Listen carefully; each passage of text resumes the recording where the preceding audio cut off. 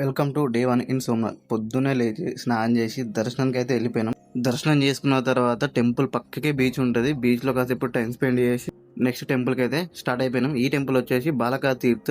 ఇది చాలా special temple. శ్రీకృష్ణుడు తన శరీరాన్ని వదిలేసిన ప్లేస్ ఇది. మహాభారత యుద్ధం అయిపోయిన తర్వాత గాంధారి 100 మంది కొడుకులను కోల్పోయిన తర్వాత బాధతోని శ్రీకృష్ణునికి శాపం పెడుతుంది. ఏమని పెడుతుంది? నా 100 మంది కుమారులు ఎట్లా చనిపోయారో నీ యాదవ వంశం మొత్తం నశించిపోతుంది, నువ్వు ఒంటరిగా ఈ లోకాన్ని విడిచిపెట్టిపోతావని 2 శాపాలు పెడుతుంది. గాంధారి శాపం ఫలిస్తుందని శ్రీకృష్ణుడికి తెలుసు. శ్రీకృష్ణుడు ఈ భూమిని వదిలి వెళ్లే సమయం వచ్చిందని ద్వారకను వదిలేసి సోమనాథ్ వస్తాడు. సోమనాథ్ లో ఒక చెట్టు కింద రెస్ట్ తీసుకుంటుంటే దూరం నుంచి చూసి ఒక వేటగాడు అక్కడ ఏదో జంతువు ఉందని చెప్పి బాణంతో కొడితే శ్రీకృష్ణుడు బొటన వేలుకు తాకుతుంది. వేటగాడు బాణం తాకిన వెంటనే ఉరుక్కుంటా చూసేసరికి అక్కడ శ్రీకృష్ణుడు ఉంటాడు.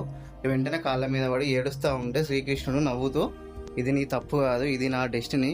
నువ్వు పూర్వ జన్మలో వాలి నేను రామనవతారంలో ఉన్నప్పుడు నేను నీకు వెనకాల నుంచి బాణం వేసిన, అందుకే ఇది నా కర్మ, నాది నాకు రిటర్న్ అయిందని చెప్పి ఆ వేటగాడు చెప్తాడు.